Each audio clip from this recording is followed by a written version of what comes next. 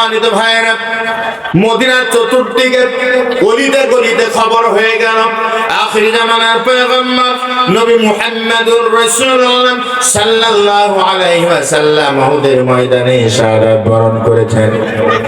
একজন মহিলা উহুদের খবর শুনে দৌড় শুরু করেছেন। কতটুকু ভালোবাসেন বিশ্ব নবীকে, উহুদের ময়দানের দিকে দৌড় শুরু করেছেন। রাস্তার ভিতরে একজন পুরুষের সাথে বিশ্বনবীর সাহাবীর সাথে দেখা, ডাক দিলেন। আল্লাহ নবীর সাহাবী বলতেছেন, মহিলা কোথায় যেতেছো? মহিলা বলতেছে, আমি উহুদের ময়দানের দিকে যাই। লোকটা বলতেছে, গো মহিলা, উহুদের ময়দানের দিকে যে কোনো লাভ নাই। তোমার দুইটা সন্তান উহুদের ময়দানে এসেছিল যুদ্ধ করার জন্য। তোমার দুইটি সন্তান আল্লাহর রাস্তায় শহীদ হয়ে গেছে। মহিলা ডাক দেয়া বলতেছেন, কে শহীদ হয়েছে আমি জানতে চাই না, আমি জানতে চাই মুহাম্মদুর রাসূলুল্লাহ সাল্লাল্লাহু আলাইহি ওয়াসাল্লাম উহুদের ময়দানে কেমন আছে। আবার দৌড়াতেছেন উহুদের ময়দানের দিকে। আরেকজন ব্যক্তির সাথে দেখা, ডাক দেয়া বলতেছে, গো মহিলা কোথায় যাও? কয় আমি উহুদের ময়দানের দিকে যাই। লোকটা বলতেছে, উহুদের ময়দানে গিয়া কোনো লাভ নাই।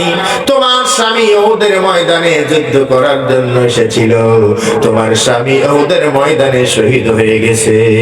মহিলা জবাব দিতেছে, ওগো পথি, কে শহীদ হয়েছে আমি শুনতে চাই না, আগে বলো তো দেখি মুহাম্মদুর রাসূলুল্লাহ সাল্লাল্লাহু আলাইহি ওয়াসাল্লাম উহুদের ময়দানে কেমন আছে। দৌড়াতে দৌড়াতে উহুদের ময়দানে গেলেন। আল্লাহর নবীর শিয়রের কাছে দাঁড়িয়ে মহিলা বলতেছে, ইয়া রাসূলুল্লাহ, ইয়া হাবিবাল্লাহ, দুইটা কলিজার টুকরা পুত্র সন্তান উহুদের ময়দানে এসেছে, বুকের তাজা রক্ত দিয়া শহীদ হয়ে গেছে। আমার স্বামী উহুদের ময়দানে শহীদ হয়ে গেছে। সব বেদনা আমি ভুলে গেছি, আপনি দুনিয়ার বুকে বেঁচে আছেন, এটাই আমার জীবনের সবচেয়ে বড় সান্ত্বনা। জোরে বলেন সুবহানাল্লাহ। তার মানে নিজের সন্তান, কলিজার টুকরা সন্তান, আর নিজের স্বামীর চাইতেও বিশ্ব নবীকে বেশি ভালোবাসেন। জোরে বলেন ঠিক না বেঠিক? আমার ভাইয়েরা, আর একজন মহিলা দৌড়ায় উহুদের ময়দানের দিকে। অল্প বয়স, আল্লাহ নবীর সামনে দাঁড়িয়ে বলতেছে, ইয়া রাসূলুল্লাহ, আমি আপনার দরবারে হাজির হয়েছি। আল্লাহ নবী বলতেছেন, তোমার নাম কি, কি তোমার পরিচয়, কোথায় তোমার বাড়ি? মহিলা বলতেছে, ইয়া রাসূলুল্লাহ, আপনি আমাকে চিনবেন না, আমি আপনার যুবক সাহাবী হানজালার স্ত্রী। আজকে আমাদের বিয়ে হয়েছে, আজকে বাসর সজ্জা। উহুদের ময়দানে যুদ্ধের নাম শুনে আপনি শহীদ হয়েছেন শোনার সঙ্গে সঙ্গে বাসর সজ্জা ছিল উহুদের ময়দানে দৌড় দিয়েছে। ইয়া রাসূলুল্লাহ, আমার স্বামীর উপরে গোসল ফরজ ছিল। শহীদ যারা হয় তাদেরকে তো গোসল করানো হয় না, কিন্তু আমার স্বামী হানজালার উপরে গোসল ফরজ। আমার স্বামী হানজালাকে যেন গোসল না দিয়ে তাকে শোক দাফন করা না হয়। আল্লাহ নবী বলতেছেন, কোথায় হানজালার লাশ? তারা খুঁজে আমার সামনে হাজির করো। আল্লাহ নবীর সাহাবীরা উহুদের ময়দানের চতুর্দিকে ছড়িয়ে পড়েছেন। হানজালার লাশ কোথাও পাওয়া যায় না।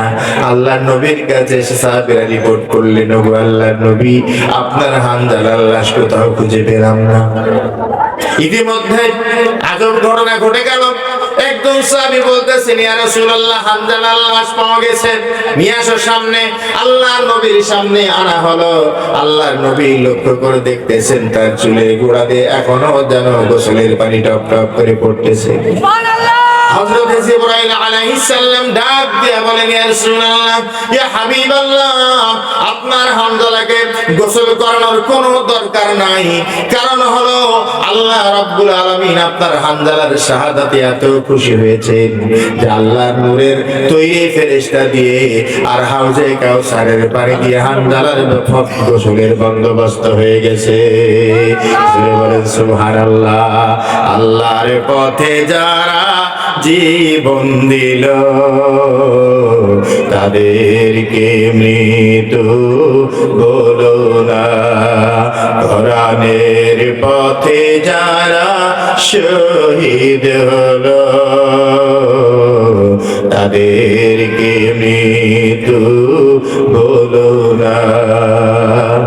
ওরা তো চাইনি যে আয়েশি জীবন, চাইনি কো তারা জুলুম শোষণ, ওরা তো চাইনি যে আয়েশি জীবন, চাইনি কো তারা জুলুম শোষণ।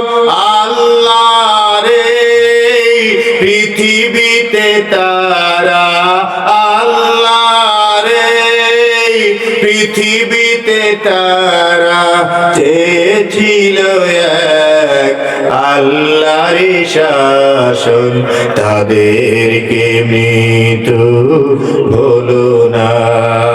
আল্লাহর পথে যারা জীবন দিল, তাদেরকে মৃত্যু ভুলো না। কোরআনের পথে যারা শহীদ হলো, তাদেরকে মৃত্যু ভুলো না। আল্লাহ রাব্বুল আলামিন বলেন, ওয়ালা তাহসাবান্নাল্লাযীনা কুতিলু ফী সাবিলিল্লাহি আমওয়াতান বাল আহয়াউন ইনদা রাব্বিহিম ইউরযাকুন। আল্লাহ পাক বলেন, যারা আল্লাহর রাস্তায় জীবন দিল ওদেরকে তোমরা মৃত্যু বলো না, বরং ওরা জীবিত। আর শহীদ হওয়ার পর ওরা আল্লাহ রাব্বুল আলামিনের পক্ষ থেকে রিজিক প্রাপ্ত হয়। জোরে বলেন সুবহানাল্লাহ। বিশ্ব নবীর অনুসরণ করলে ৫ নম্বর লাভ হলো জান্নাতের ভিতর নবীর সাথে থাকার সুযোগ হবে। জোরে বলেন সুবহানাল্লাহ। আল্লাহ রাব্বুল আলামিন বলেন, ওয়া ইউতি'ইল্লাহা ওয়া রাসূলাহু ফাউলাইকা মা'আল্লাযীনা আন'আমা আল্লাহু আলাইহিম মিনান নাবিয়্যিনা ওয়াস-সিদ্দীকিনা ওয়াশ-শুহাদা'a ওয়াস-সালিহিন। আল্লাহ রাব্বুল আলামিন বলেন, যে যারা আল্লাহ এবং তার রাসূলের অনুসরণ করলো তারা নিয়ামত প্রাপ্ত ব্যক্তি, যারা তাদের সাথে থাকার সুযোগ পাবে। নিয়ামত প্রাপ্ত ব্যক্তি যারা মিনান নাবিয়্যিন, নবীগণ, তার মানে জান্নাতের ভিতরে শুধু বিশ্ব নবীর সাথে নয়, যত নবী এই দুনিয়ার বুকে আগমন করেছেন সমস্ত নবীদের সাথে জান্নাতের ভিতরে থাকার সুযোগ হয়ে যাবে। আরো যারা বলেন সুবহানাল্লাহ। ওয়াস-সিদ্দীকিন, সত্যের সাক্ষীদাতা যারা, যেমন হযরত আবু বকর সিদ্দিক রাদিয়াল্লাহু আনহু, তাদের সাথে থাকার সুযোগ হবে। ওয়াশ-শুহাদা, আল্লাহর জমিনে আল্লাহর দ্বীনকে প্রতিষ্ঠা করার জন্য যারা বুকের তাজা রক্ত ঢেলে দিয়েছে ওরা হলো শহীদ। তার মানে নবীর অনুসরণ করবা, জান্নাতের ভিতরে শহীদদের সাথে থাকার সুযোগ পাবা। ওয়াস-সালিহিন, সৎকর্মশীল, এই দুনিয়ার বুকে যারা জান্নাতের ভিতরে সৎকর্মশীল যারা, ওদের সাথে থাকার সুযোগ হয়ে যাবে। জোরে বলেন সুবহানাল্লাহ। তাহলে বিশ্ব নবীর অনুসরণ করলে লাভ হবে না লস হবে? আরো জোরে বলেন। আর এবার শুধু অনুসরণ না করলে কি হবে? অল্প এক কথায় বলে দেই, না করলে কি হবে। আল্লাহ রাব্বুল আলামিন বলেন, যারা বিশ্ব নবীর অনুসরণ বাদ দিয়ে অন্য নেতার আদর্শের স্লোগান দেয়, অন্য নেতার আদর্শের অনুসরণ করে, ওদের অবস্থা পরকালে ভালো হবে? সবাই জবাব দেন, ভালো হবে? ভালো হবে না। আল্লাহ রাব্বুল আলামিন বলেন, কুল আতিউল্লাহা ওয়ার রাসূলা ফাইন তাওয়াল্লাউ ফাইন্নাল্লাহা লা ইউহিব্বুল কাফিরিন। আল্লাহ রাব্বুল আলামিন বলেন, হে নবী আপনি বলুন, তোমরা অনুসরণ করো আল্লাহ, অনুসরণ করো তার রাসূল মুহাম্মদ সাল্লাল্লাহু আলাইহি ওয়াসাল্লামের। ফাইন তাওয়াল্লাহু, অতঃপর যদি কেউ মুখ ফিরিয়ে নেয়, আল্লাহর নবীর আদর্শ ভালো লাগে না, আল্লাহর নবীর অনুসরণ করতে ভালো লাগে না, দুনিয়ার পছানে তার আদর্শের স্লোগান দেয় দুনিয়ার স্বার্থের কারণে, ঠিক আছে? আল্লাহ রাব্বুল আলামিন ওদের ব্যাপারে বলেন, ফা ইন্নাল্লাহা লা ইউহিব্বুল কাফিরিন। আল্লাহ বলেন ওই সকল কাফেরদেরকে আল্লাহ পাক ভালোবাসেন না। আর ওই নেতার অনুসরণ যারা করে তাদের অবস্থা কি হবে? একটা আয়াত বলবো, একটা কাছে না আপনারা। আল্লাহ রাব্বুল আলামিন বলেন সূরা আহজাব 66 নম্বর আয়াত, ইয়াউমা তুকাল্লাবু wujuhuhum fin-nar yaquluna rabbana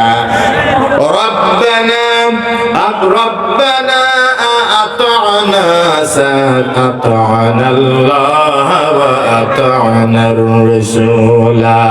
ওরা বলবে কিয়ামতের ময়দানে, আল্লাহ পাক বলেন একদল মানুষের চেহারা আগুন দিয়া ঝলসানো হবে। ওরা তখন আফসোস করবে আর বলবে হায় রে আফসোস, আমরা যদি দুনিয়ার বুকে আল্লাহ এবং তার রাসূলের অনুসরণ করতাম তাহলে এই পরিস্থিতির সম্মুখীন আমাদের হওয়া লাগতো না। ক্বালু, ওরা আরো বলবে রব্বানা ইন্না আতা'না সাদাতানা ওয়া কুবরানা ফাআদাল্লুনা সাবিলা। ওরা বলবে রব্বুল আলামিন, দুনিয়ার বুকে আমরা আমাদের নেতাদের অনুসরণ করেছিলাম আর মুরব্বিদের অনুসরণ করেছিলাম, এই নেতা আর মুরব্বিরা আমাদেরকে গোমরাহ করেছেন। রব্বানা আতিহিম বি'ফাইনি মিনাল আযাবি ওয়ালআনহুম লা'নান কাবীরা। আল্লাহ তোমার কাছে আমাদের আবেদন হলো, ওদের কারণে আমরা জাহান্নামী হয়েছি, এখন আমাদের যেই পরিমাণ শাস্তি দিবা আমাদের নেতাদের আমাদের চাইতে ডাবল শাস্তি দিও। লা ইলাহা